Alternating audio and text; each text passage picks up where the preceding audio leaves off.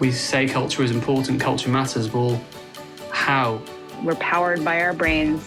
We're not always rational. We are influenced by others. I think I'd start with looking at what's called the better than average effect. So one of the things we look for picking flight directors is that what we call command presence, right? You kind of just look at people like, you better get it together. We got stuff to do, right? Good practice would be for a leader to say, well, this is a mistake I made recently, and this is what I did about it. I can't emphasize enough the disempowerment of the lonely decision maker. So the opposite of what we think of as an ethical decision frame, we can think of as a game frame. It doesn't make you unethical to wrestle with this. The smart money is we help you to try to figure this out. This is Banknotes, Banking Culture Reform. The views expressed in this podcast do not represent those of the New York Fed or the Federal Reserve System. Hi, and welcome to the Banking Culture Reform podcast, part of the New York Fed's initiative to drive awareness and change in financial services culture. This series, Norms, Mindsets, and Decision-Making, explores questions like, why do ethical people do unethical things? How can organizations encourage staff to speak up and executives to listen up? And what role does context play in shaping people's behavior? My name is Tony DiCario, and I'm a member of the New York Fed's culture team. Today I'm speaking with Elizabeth Zab Johnson. Zab's a neuroscientist and the executive director of the Wharton Neuroscience Initiative at the University of Pennsylvania, where she harnesses insights from brain science to help understand and improve business outcomes. Zab was a panelist in our webinar on trust and decision-making. In this episode, Zab helps us to better understand the neuroscience behind the behaviors and decisions that we see and shares how practices like perspective taking can help build stronger cultures. So welcome, Zab. We're excited to get to speak with you again. Thanks, Tony. It's really great to be here. So what brought you to the Neuroscience Initiative? What interested you in kind of thinking about the intersection between neuroscience and business outcomes? So I've spent a lot of my years as a neuroscientist actually thinking from the 20,000-foot view to think about how applications from neuroscience can be moved more into the world, to real world, to address challenges that are cropping up in individual lives and in our organizations and in our societies at large. And so for many years, I led the Duke Institute for Brain Sciences together with my colleague, Michael Platt. And when he moved to the University of Pennsylvania, there was this incredible opportunity to sort of shift our direction and really make an impact within the business community. This had been something that I think was sort of a really interesting new dynamic to sort of take neuroscience into the real world now, not just within the sphere of academia, but also to sort of interact with those who are out there in the world, really, at the front lines of trying to figure out challenges to our work and to our thinking. Before we get into discussing decision-making and the linkages between our brains and decision-making, I wanted to ask you quickly about something that you introduced me to, which is neuroeconomics, kind of bringing together learnings from neuroscience and economics, which are very different disciplines and very different ways of thinking about the world. And if you could just give us kind of a quick introduction to what that is and why it exists. So the first sort of papers in academic work came out in the probably late 1990s and early 2000s. So it depends on your perspective of time on recency.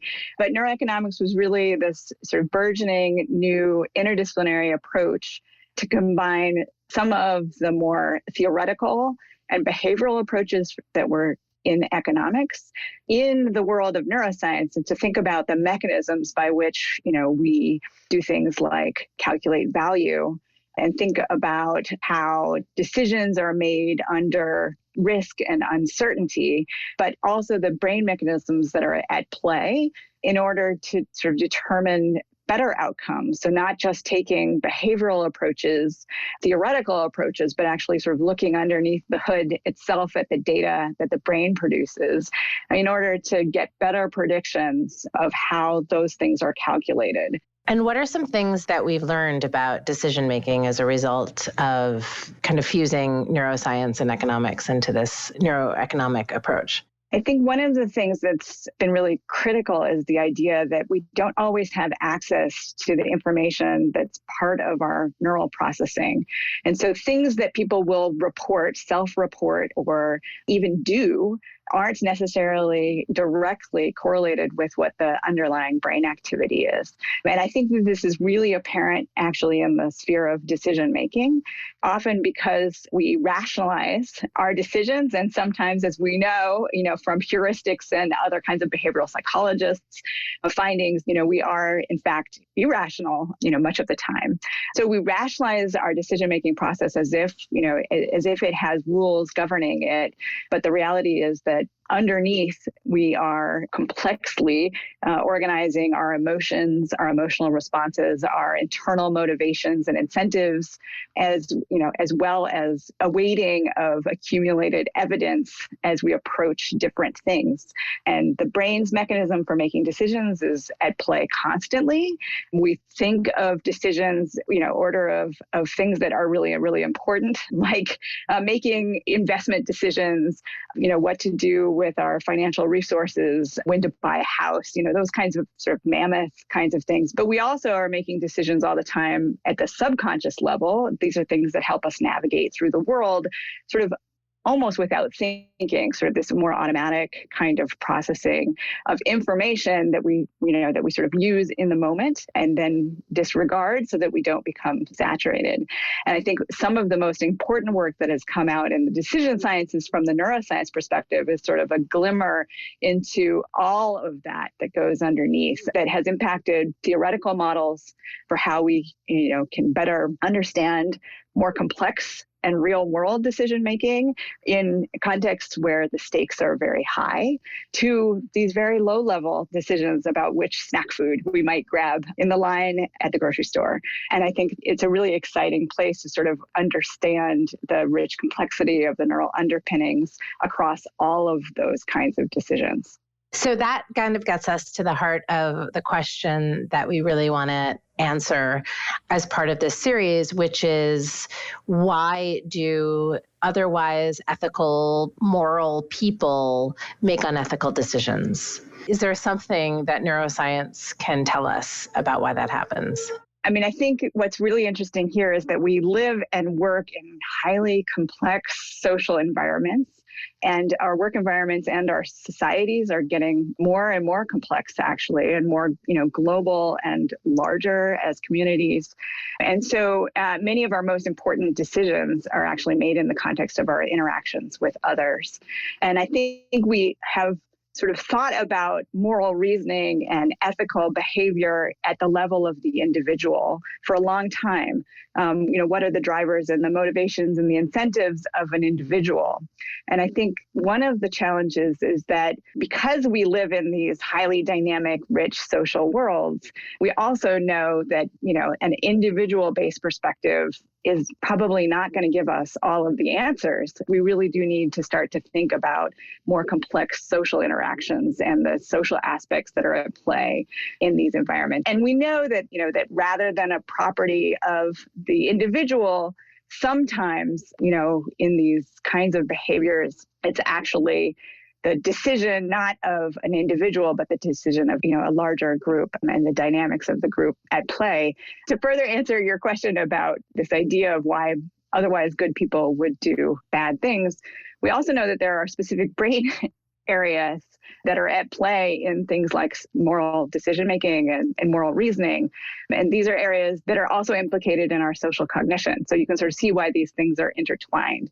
These are areas of the brain that are things like the temporal poles, the mediotemporal junction, which is an area that we know is really important and valuable area that is calculating our theory of mind, our calculations of the motivations and effects of others and other individuals, and ability to take perspectives of others, and also the medial prefrontal cortex. And work that was done actually at the University of Pennsylvania by my colleagues a number of years ago actually measured brain areas during moral reasoning. They actually had MBA students, 700 MBA students, take a moral reasoning questionnaire And then they could separate them into different cohorts.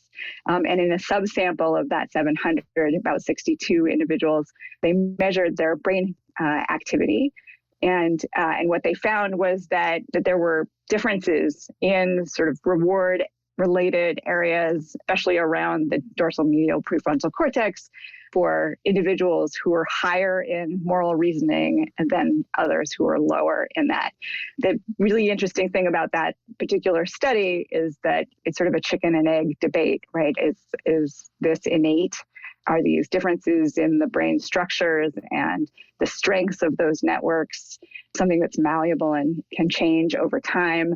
How much of it is driven, sort of genetically, predispositionally, and probably it's an interplay between both of those things, sort of a little bit of nature and a little bit of nurture. Well, this is interesting because there's this kind of play between the individual and the collective in driving decision making. What do you think the balance is between those two? I think that you have to align the motivations and the incentives of the individual along with sort of an emphasis, right, of the community and cultural environment as well, right? We know that people that have high moral reasoning, are more pro-social, right? They do more community service. They're more likely to do charitable giving.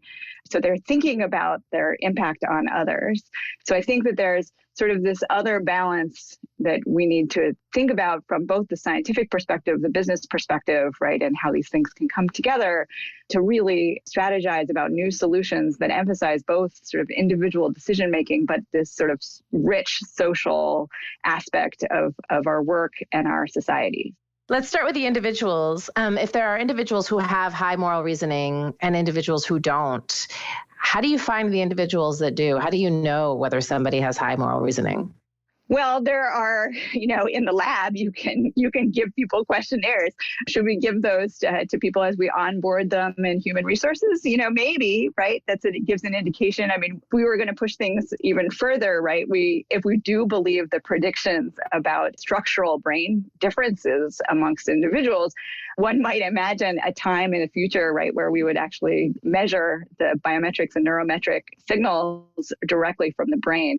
Now, that gets us into another kind of ethical dilemma, sort of the minority report idea, right? But I think, as a tool set, I think we are at a really pivotal moment where we are using more data analytics to make different kinds of decisions on who we hire, who we assign to different kinds of teams and different kind of work.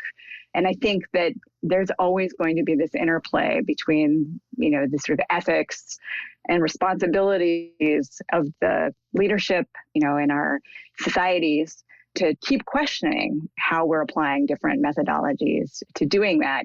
I do think that there needs to be a push towards modernizing some of the things that we've used routinely in our human resource management, things around personality measures and skill sets, because the future of work is radically changing, and what we're asking people to do is really different than it was, even a decade ago, but definitely more than, 50 years ago.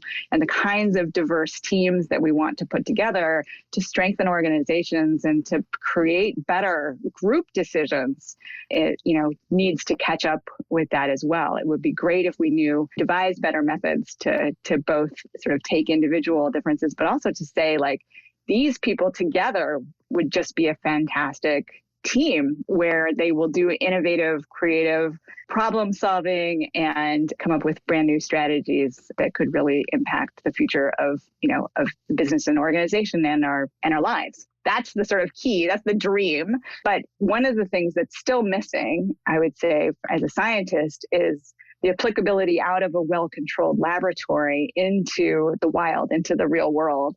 There's still a disconnect. There's still a long ways to go. So in the context of what we talked about earlier around neuroeconomics and decisions, right, we can simulate, value-based decision-making using very typical economic games, things like the ultimatum game or the dictator game are classics in economic theory.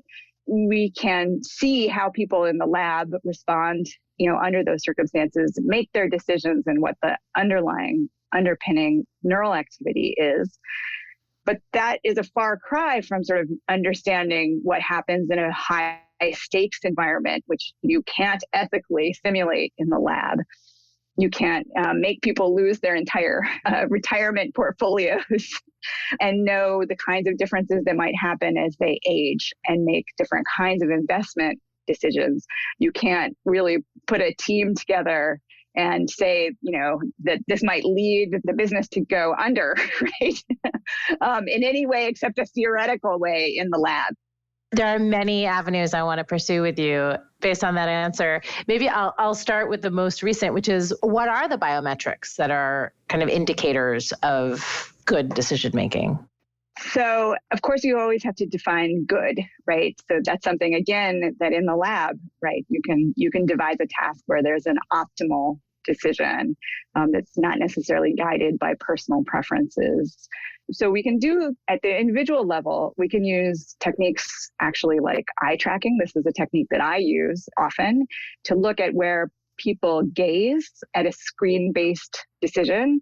A lot of work on this kind of decision making, unfortunately, is done with snack food, something that's very low stakes, where you ask individuals to choose between two different kinds of snacks.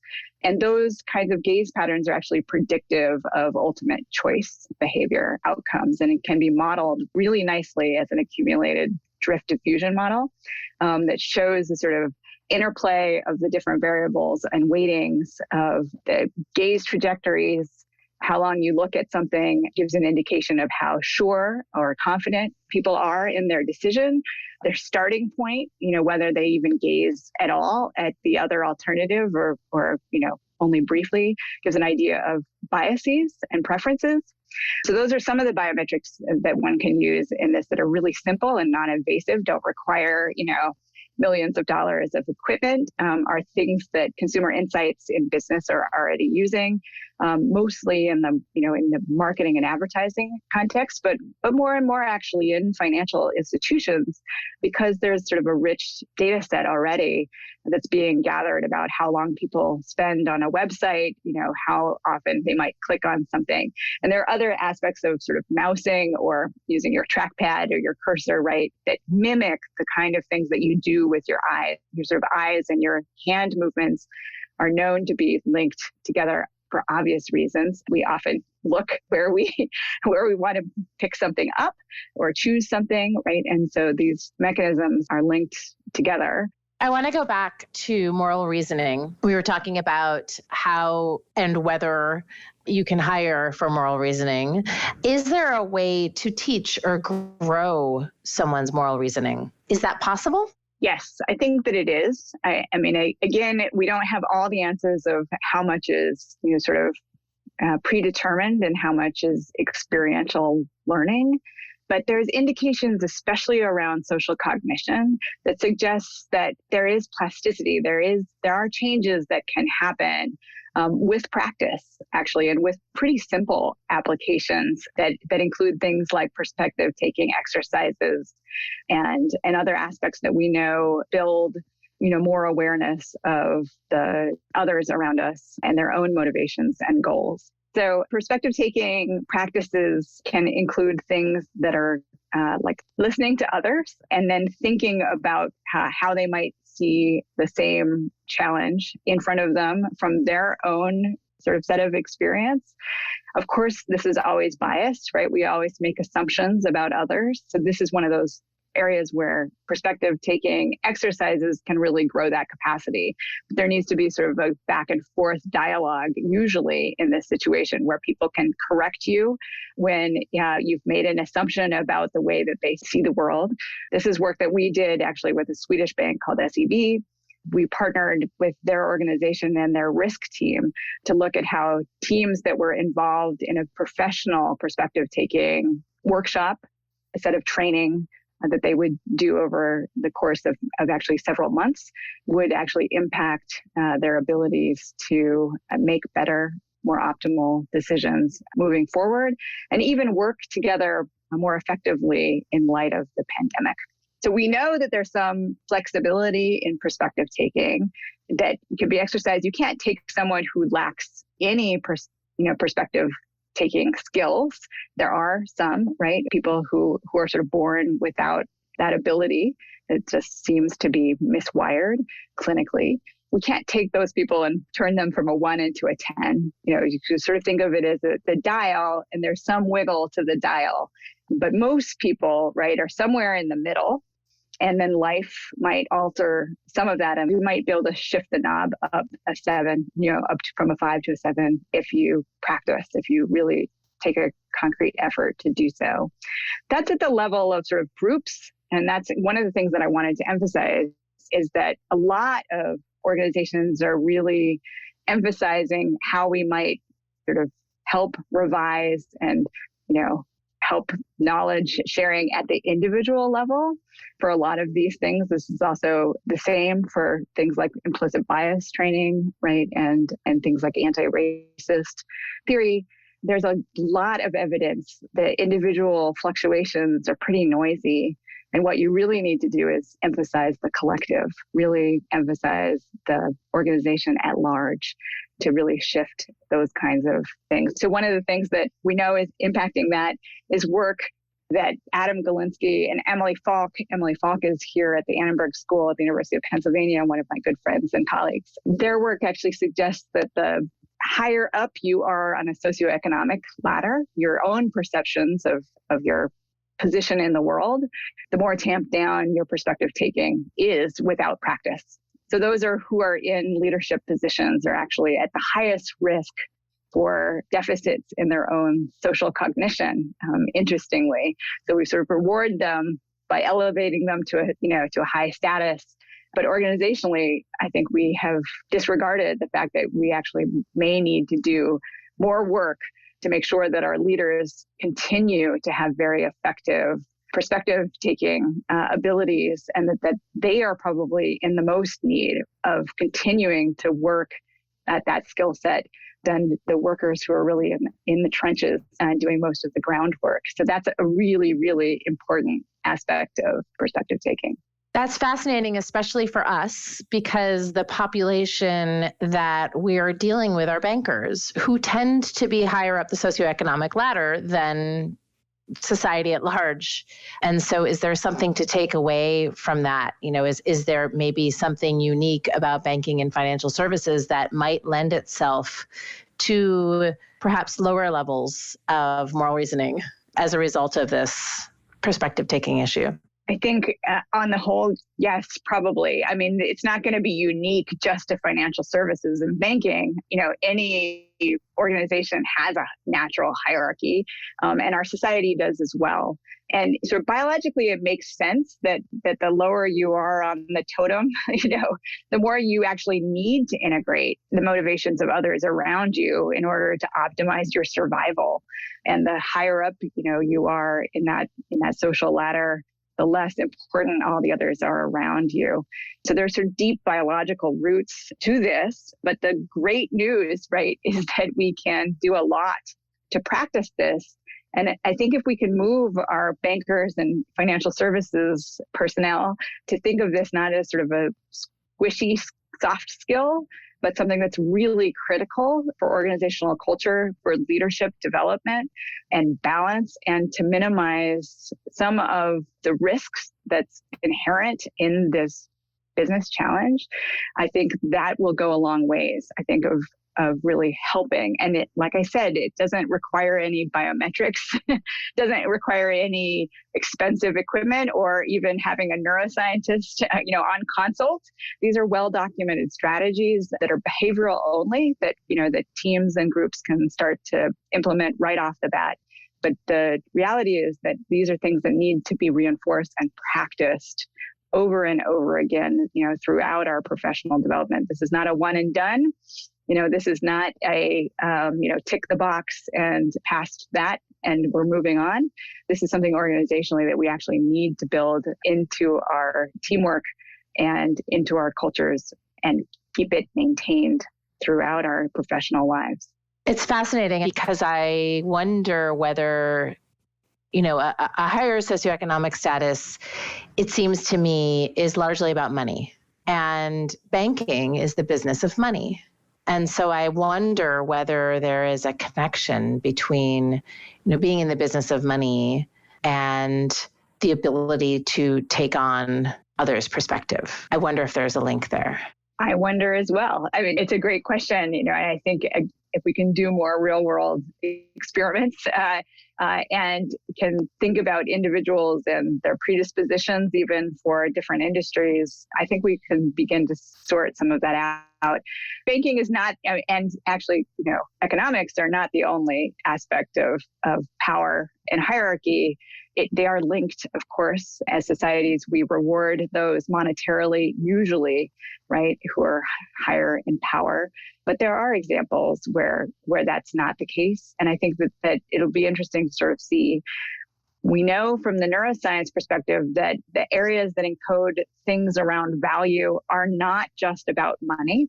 That these areas also encode other things that we prioritize. So this can be, the perception of your own family, and its value to you. This can be other aspects of, what you find rewarding and motivating. We, again, haven't thought a lot about individual differences in those kinds of motivations and goals at the individual level, as well as in the collective. But, but we also know that sometimes throwing more money at someone is not actually going to be the right motivator. I think we're right in the midst of watching that, for example, in certain industries during the pandemic, that we are going to become more sensitive and perhaps a little bit more creative about thinking about how people's motivations and values might be on something other than money. It might be time, it might be the flexibility of your work environment, it might be the team that you work amongst that could have as much or more significant impacts in making that a rewarding and stimulating kind of environment than just making a higher salary. Again, I think this is something that in the financial services, there hasn't been that much creativity thinking about the individual differences between values and motivations. Before we move on from this topic, I wonder if you could walk me through, if I wanted to run a perspective taking exercise, what that would look like. How would I go about doing that?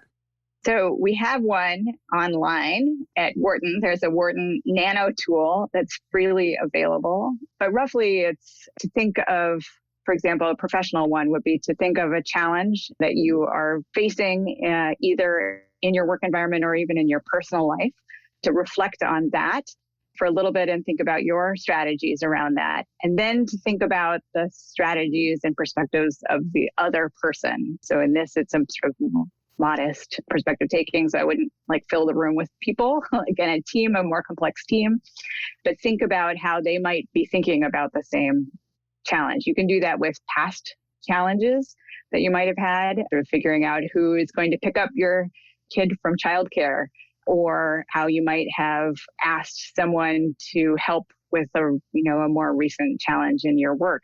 Think about the ways that went or didn't go as planned, and then think about the way that it might have impacted the person that you are thinking about. So that's one really easy way to do it. I do this exercise in a different context. I do this kind of exercise with small teams in an art museum. I really like the idea that how we see is also very personal, and it's based on our own learning and experience, although we sort of go navigate through the world and think that others see the way that we do. We know that's not the case. So actually, if you get a small team of 3 to 5 individuals around an artwork, and you choose an artwork that, that doesn't have all the answers right in front of you, most of them don't. What you find is through a discussion, an active discussion amongst team members, who you first sort of write down the first 5 things that they saw and then share them one by one with each other. There are these sort of aha moments where people are like, oh, I didn't see it like that. And that is a really excellent perspective taking skill and exercise and application that's really neutral. Sometimes I have pushback from executives and business professionals because they think it seems really different from their work. But at the end of the exercise, when we go over the motivations and the goals, they realize that actually has really enhanced their ability to work together with their team, to take a risk and feel more psychologically secure that they can say something that others may have a different perspective and perception of. and come up with better strategies going forward. We are poised to try and do some data collection of that exercise and move it from sort of anecdotal evidence, hopefully find some of the sort of systemic changes that might be happening in our bodies and our brains that can corroborate why I have found that that's a particularly strong exercise. Let's take the SEB example.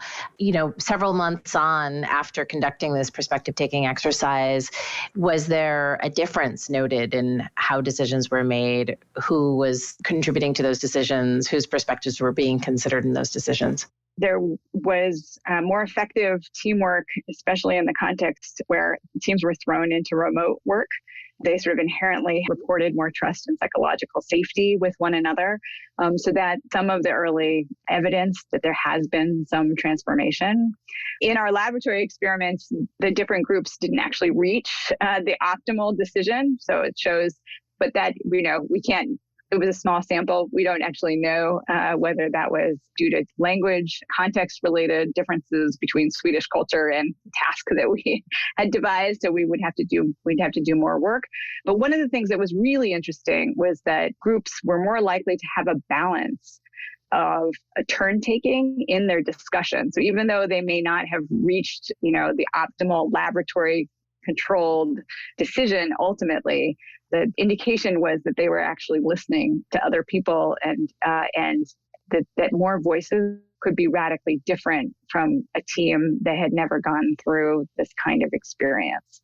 So there's sort of, I think there's room more to study for sure and in different contexts, but there's also some indications that teams are actually doing better work together by integrating more diverse perspectives. So do you have any other thoughts on important elements to either encourage speaking up or encourage listening on the part of the decision makers? I think we know that strong cultures tend to actually retain workers who share a similar viewpoint, and that sometimes is not a very great environment. So it's that interplay, I think, between optimizing culture in the sense where to really do that, to really strengthen, teamwork and this idea that multiple perspectives enhances your ability to problem solve and innovate and create new strategies. You actually have to diversify. I think right now is sort of a counterpoint to this strong culture, right? This sort of drive for strong culture, because again, we don't want to overweight the groupthink idea, the single viewpoint aspect. I think that the more that we can diversify everything from our leaders down, the stronger that will be, right? Again, it's building in the idea that what the culture of an organization values is the diversity of perspective. But there's so much work to do, right? You have to make individuals and teams feel more secure in that environment. And this gets to this idea of balance, of sensitivity to reward and punishment. That's a whole nother dialogue of neuroscience. And to realize that when you have your voice heard, that it will be information that's not used against you personally and professionally, is one that I think is inherently a challenge in this particular kind of context. So building more diverse teams is a first great step. And then, perhaps integrating into our workplace this idea of real perspective taking, professional development opportunities for our groups, not just our individuals, but our groups. Again, reinforcing that might be really important at the level of our leaders and those at the tops of our organizations that have to actually be prioritized. And I think we have a long ways to sort of understand the difference between how we code an organization and build one that we feel has our backs as employees, while also realizing that, nothing can be permanent and that, we as individuals, but also as an organization have to, we can't guarantee, like the tenure system in academia is relatively a relic of the past as well. So I think these things are really going to be some of the grandest challenges of business organization moving forward.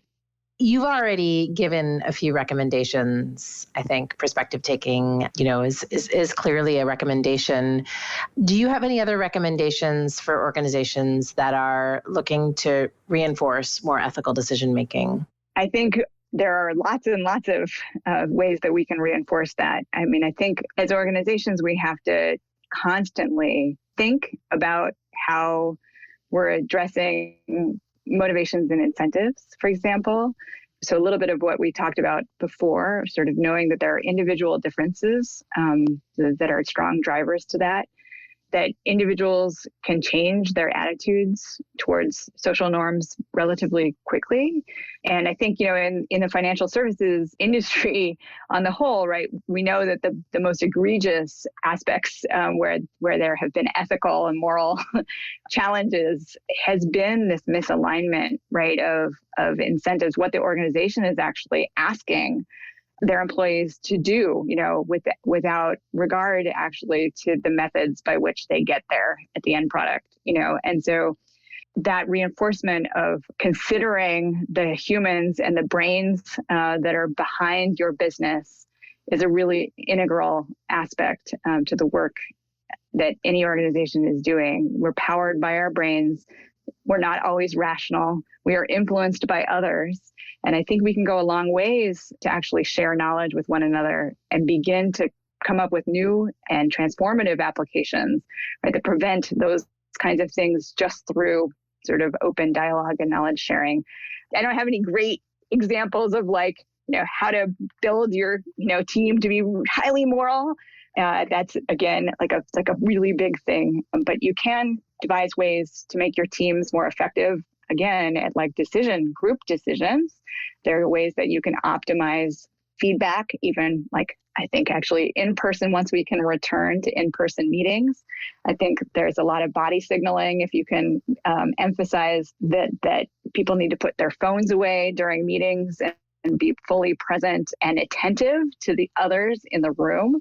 If this comes from leadership, that goes a long ways, right, to enhancing our abilities to take into account how others are feeling and thinking and what their motivations are. It also emphasizes that everyone in the room is sort of important. So those are really simple ways of starting to rebuild some of this, and then to question, are the brains behind our business capable of reaching this goal? Or are we asking them to bend something because it's not possible if they don't? There's nothing that sends more of a message of, I don't care what you have to say, than someone looking at their phone while you're talking. I think we're going to have a really big challenge moving forward because we are all out of practice. There are people who have meetings with me and I know they're working. I know they're typing an email while they're talking to me. And it's I can see you. I can still see you. It's kind of the same thing, right? It is the same thing, I think. And we also jump to conclusions, right?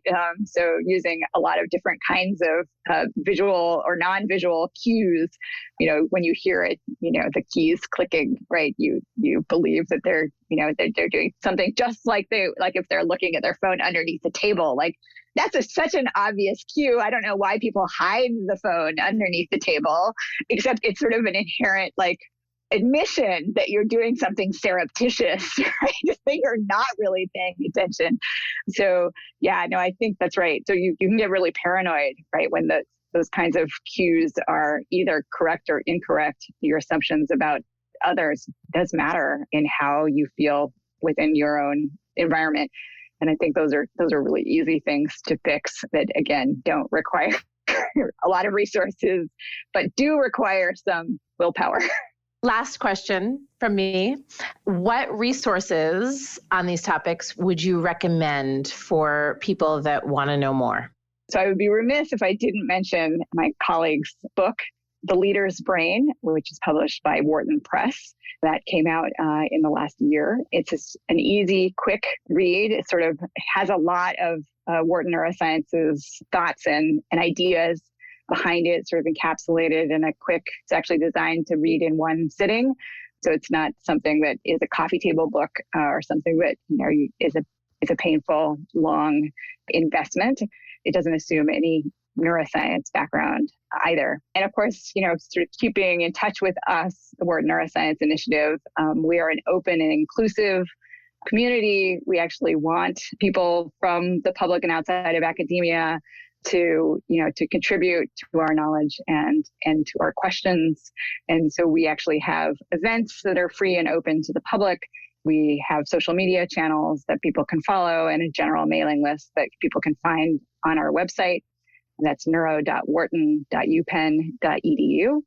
So that's a really easy way of sort of staying abreast and in touch with the work that is relevant and important in this area. If you want to hear more from Zab, watch the New York Fed's webinar on trust and decision making, which you'll find at newyorkfed.org/governance and culture reform.